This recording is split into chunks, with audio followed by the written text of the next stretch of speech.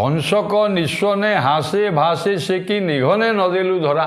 ତୁ ହେଉଛୁ ଜଣେ, ମୁଁ ଯାହା ଜାଣିଲି ସାହିର ଟୋକାଟା କାଳିଆ ସବୁ ଆସିକିରି ହେଁ ହେଁ ପେଁ ପେଁ ହେଉଛୁ, ହାସ ପରିହାସ କରୁଛୁ, ଅଥଚ ମୋ ଆଡ଼େ ଟିକେ ନଜର ପକାଇଲୁନି। ତେଣୁ ମନରେ ଏଇ କଥାଟା ଅଛି ନା।